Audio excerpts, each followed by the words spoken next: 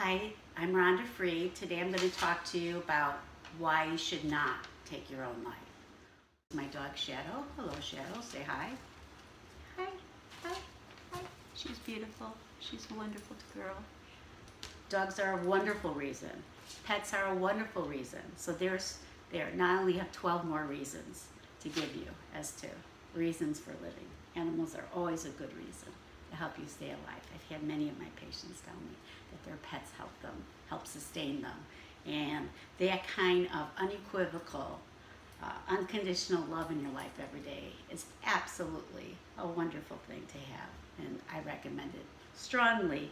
And if your healthcare provider has any sense at all, it's very easy for us to give you a letter, and I have gotten the most prohibitive management and lawyers to overcome all kinds of restrictions and gotten my people in condominiums and you name it to allow therapy animals with letters, and it can be done. So therapy animals are great reasons to stay alive and really do add purpose to our lives and lots of love. So there's one reason right there. Okay, so moving on. One reason not to take your life today is to have some reason to live for, something in your life to bring you love. Another reason is not knowing what tomorrow will bring. The pain that you're feeling right now might not be the pain that is there in your life tomorrow, and you won't know that until you live until tomorrow. And so try and keep a sense of optimism, try and keep a sense of open-mindedness that tomorrow could bring something else. Try to keep a sense of forgiveness, that even if you've done something terrible, that there's a possibility there that you can be forgiven, that the people who you've harmed can forgive you, or that you can do something for someone else to make up for whatever harm you may have caused, or that whoever has harmed you might somehow eventually say that they're sorry, or realize someday, or perhaps not even meant to have hurt you at all, and may someday say they're sorry, or that even if they never do, you might come through therapy or just on your own to forgive them or let that pain go, simply as a gift to yourself, so that you're no longer carrying it anymore, and that will lift some weight off of you. So finding a place of forgiveness for the harms that have happened to you in your life, that even though those things have happened, maybe it was unintentional, or that person also was a victim themselves. It doesn't make it okay what they did to you, but you might find a way to let it go and move on with your life. Maybe you can help others who've also overcome something like that. You have choices. So I think now we're down to about 8 reasons left.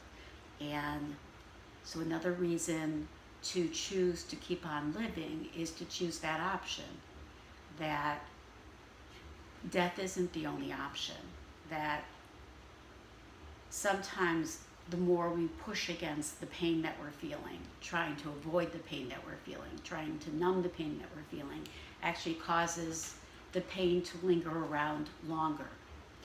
And sometimes we feel like the pain is crushing us, like the pain itself is killing us, and that the intensity of the pain is hurting us so badly that it feels like we're dying. And so we're doing everything we can to avoid that feeling. I mean, I can identify that that's what it feels like to me sometimes.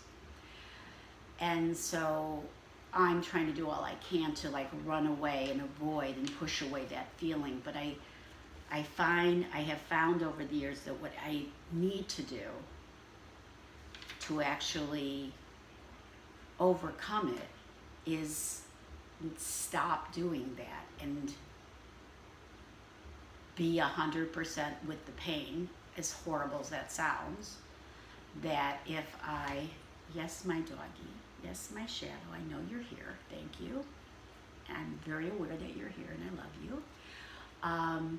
That if I just lean into the feeling and tell myself, yes, I can actually live with this pain. It will not destroy me. It will make me stronger to endure this pain. I can feel stronger because I've endured this pain, and I can survive this pain. Actually does help me, and then the pain does begin to subside once I kind of lean into it, and that begins the process of it subsiding. If I keep pushing it away, it kind of follows me wherever I go and invades absolutely everything, every minute. So I just lean into it actually, and am mindful of it, and I'm with it, and I let it be. I'm just aware of it. And then I'm also become aware, and I try to be mindful of the fact that I'm also surviving it. It isn't destroying me, because that's the fear that comes with that the intensity of pain is that it's going to just destroy me, that I'm just going to be crushed. And I just realized, like, yes, I'm existing. It is not actually destroying me. And that actually helps it to move on and me to move on.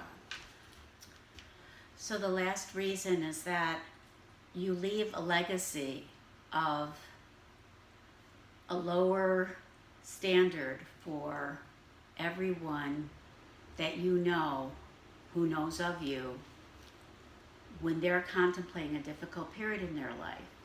You've now made it a step easier for everyone who knows of you to take their own life. So there's everyone who loves you, who you might think right now doesn't matter because your pain is so strong, absorbing you, and so overwhelming right now that you will do anything to get rid of that pain. But all the people who love you, that you're feeling like that their love isn't strong enough because your pain is so strong. Your parents, your siblings, your other friends, your grandparents, your aunts, your uncles, all those people who love you so much, the pain that they will feel indefinitely, that they were not there to help you when you were feeling this horrible pain that you're feeling right now, that they weren't there to say the one word that would have changed your mind at this moment to stop you from doing this terrible thing, that this one final undoable thing to end your life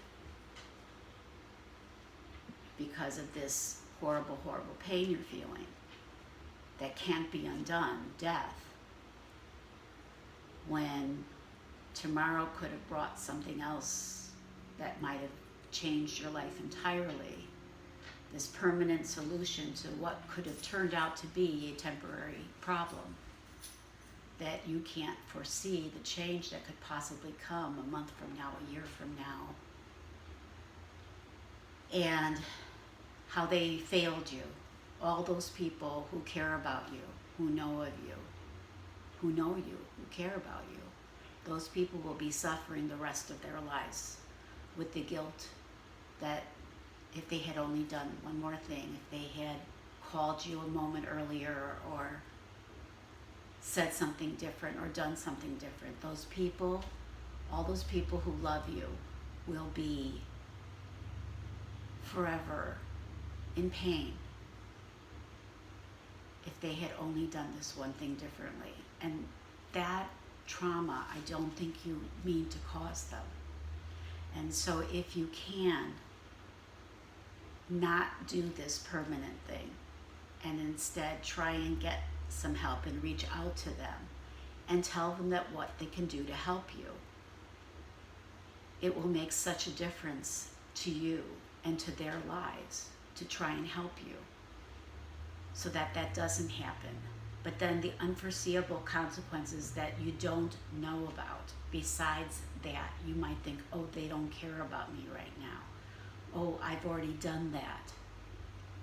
There are other people, future nieces and nephews that you'll never meet, but may in their future go through a depressive episode. And they'll be like, well, there was this person in my family who killed themselves. You've actually lowered the bar because you've killed it yourself. Where other people in the family will now think it's kind of a little bit more acceptable for them to do it too. Believe it or not, that is what happens.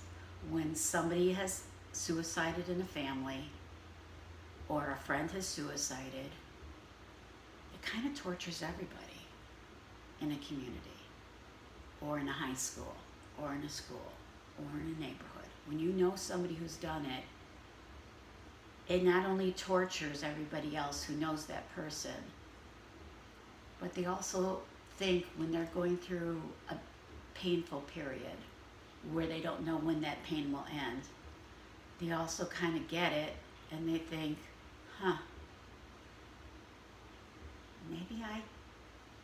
maybe that is a solution for me too. That's one reason why you shouldn't, because your decision does actually affect other people too. So I keep running out of storage. I guess that means it's time to stop talking. You get the gist of what I'm trying to say. There's more here going on, more at stake than your life, although your life, of course, is your own. These choices are your choices to make. I want to move over and show you this gorgeous stained glass window my friend Susie Russo made with her husband, Mike Russo, because it's gorgeous. They're proud of these things I've made. In earlier life, part of my life. I thank you for sharing this time with me today. I do hope you'll think about some of these reasons why not. Thank you for your time today. Bye-bye.